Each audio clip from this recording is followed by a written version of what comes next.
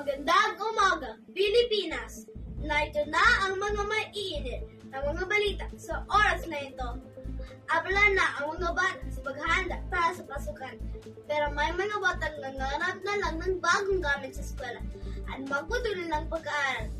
Gaya ng mga batang nagbawal ng buto sa hilingan sa Jensen.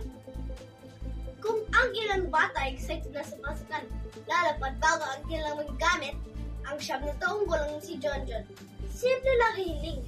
Sa pasukan ay magkaroon ng bag. Sa murang edad, natutunan na niyang magsalansa ng kahit pako sa lilingan. Bakit nga ba? Una, para mayroong mabag sa eskwela. Dalawa, para makaabot para sa kaya nilang mag-anak. Tatlo, para mapaayos ang kanilang tahanan. Hindi man lang maghanap ng pera. Kaya kahit mahirap, lahat ay gagawin para sa pamilya.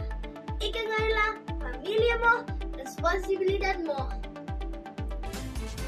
Jensen Underpass Project, malapit na ang matapos. Itinatulog na yan ng City Public Safety Office na huwag tumaan ang mga malalaking sasakyan sa kahabaan ng National Highway habang nagpapatuloy ang construction ng underpass. Ayon kay Attorney Ayon, sa ordinansang ito, ipinagbabawal ang mga truck na dumaan 6:30 ng umaga hanggang 8:30 ng umaga at 4:30 ng hapon hanggang alas 7 ng gabi. Pero ang ordinansang ito ay naisabatas noong wala pa ang underpass project. Pero ngayon, sinusubukan nilang pigilan ang mga truck na mag-overtake sa National Highway. Dagdag na bayag ni Attorney, tila mayroong dalawang panukala na isinumite ngayon ang konseho ng lungsod para sa pagbabawal ng truck.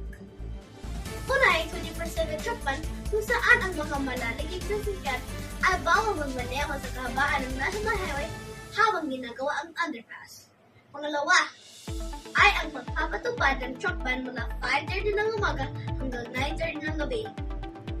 Ngunit, niliran niya na ang mga matunang panukal ay papasa pa rin sa isang pagdinig ng komite sa mga may-ari ng truck o sa mga negosyo ng truck.